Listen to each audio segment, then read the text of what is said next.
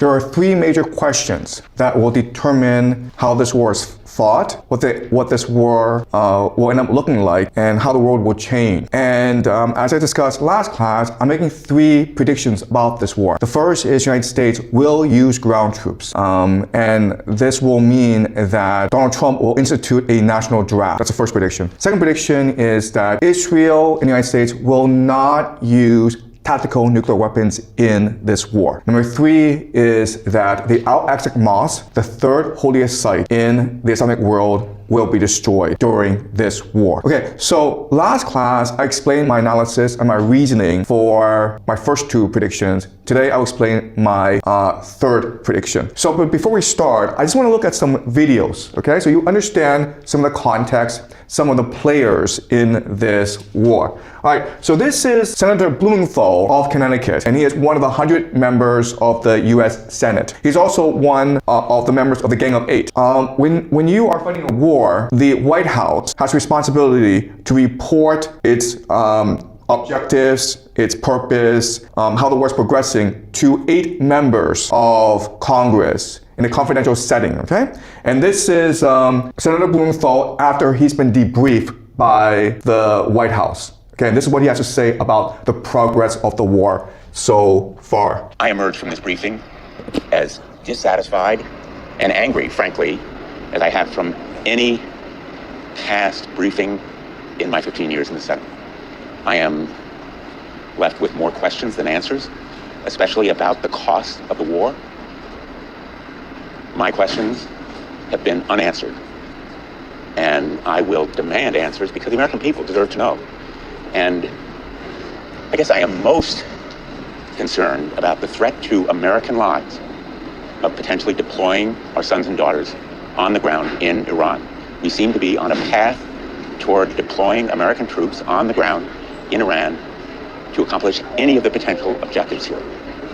And there is also, as disturbingly as anything else, the specter of active Russian aid to Iran, putting in danger American lives.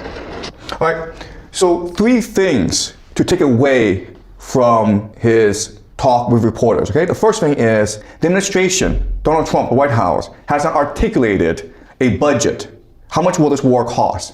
Which means that this is an open-ended war. We don't know when this war will end, and so we don't know what the commitment is, and so we don't know how much this war will cost, okay? That's the first point he makes. The second point he makes is we are on a path towards the deployment of ground troops in Iran, okay? And that basically means a national draft. And the third thing that's crucial is he says that they know for a fact that Russia is already involved in this war, aiding Iran. So that's the three main takeaways from, okay. So this is the foreign minister of Iran, Agachi, talking to NBC News, all right?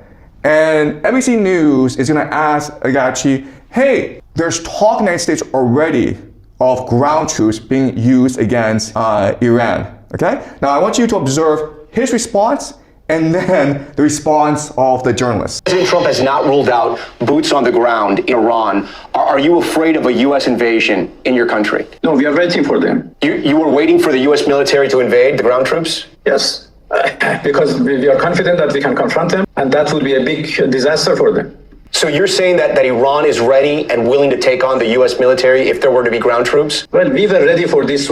Okay, so again, certain things to appreciate. First of all, the foreign minister, Agachi, he is not at all concerned about ground troops. In fact, he basically said, it's a trap for you guys. You come in, we've been preparing for about 20 years for this, we'll destroy you. Another thing that you will notice is the journalist is completely surprised by the answer. He's shocked into silence. He has to ask again, wait, are you saying you're ready for ground troops? And so this shows you that within Washington, D.C., okay, within the Trump administration, within the foreign policy elite, within the media elite, they haven't really thought this through out. They really haven't considered the possibility of losing this war. Washington, D.C. right now, it's a bubble, okay? It's an insular bubble where everyone just believes the same things. And that's very problematic if you are to continue fighting this war, okay? This is Rabbi Schneerson, and he is the leader, or he used to be, he's died, but he used to be the leader of an organization called the Shabbat Lubavitch.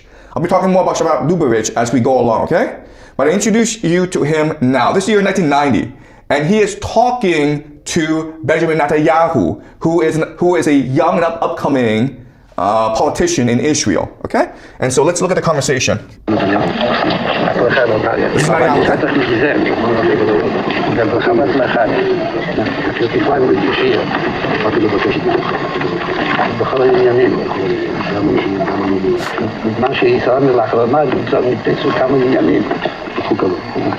מה שהוא יאות, וגם משהו שעדיין משיך ליבו, אז הייתה משהו במה ידיעתו.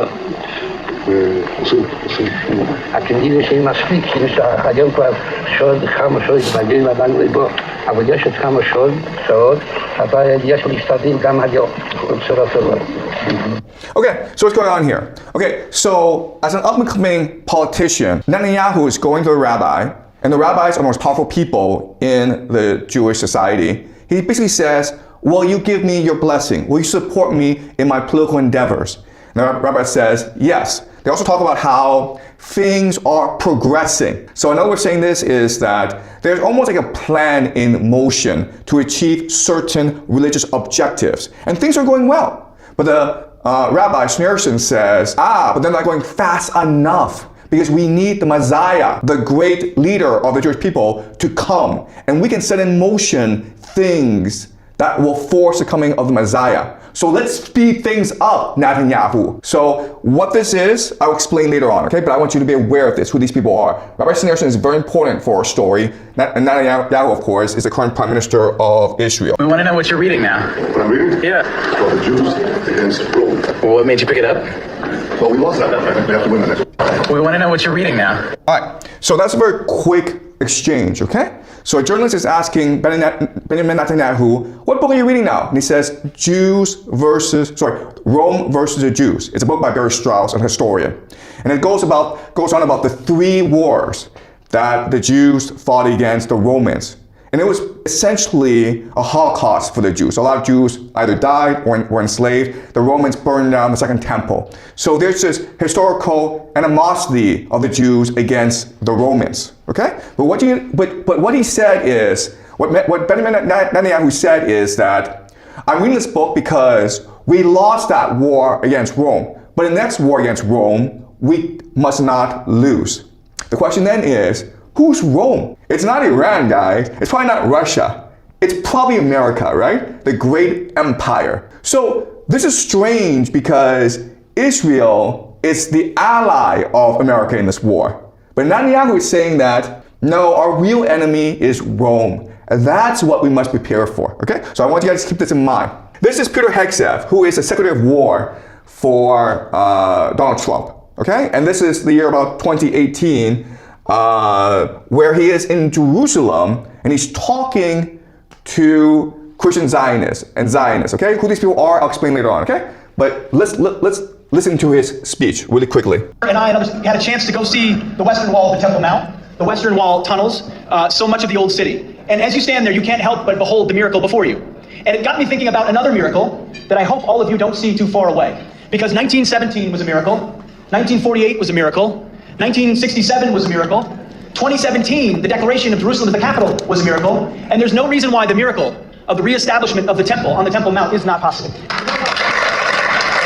Okay, so he is a Christian. He's not a Jew. But what he's saying is that he's come to Jerusalem and he's visited these Jewish holy sites, and he can't help be amazed, be awed by the beauty, the spirituality of the Western Wall. He also goes on to say that there's been a series of miracles, okay? So 1917 was the Balfour Declaration, when basically the British Empire permitted the Jews to found the nation-state of Israel. 1948 was when Israel was founded. 1967 was when Israel fought a war against its Arab neighbors and won. Okay? And 2017 was when Donald Trump transferred the American embassy from Tel Aviv to Jerusalem, thus recognizing Jerusalem as the capital of Israel. And what he's saying is that, well, if this is a series of steps to achieving a divine plan, then the next miracle should be the rebuilding of Solomon's temple, the third temple, and that means destroying the Al-Aqsa Mosque. So what's going on here? Okay, again, I'll explain to you later on, but I want you to be aware of who these people are and how they think.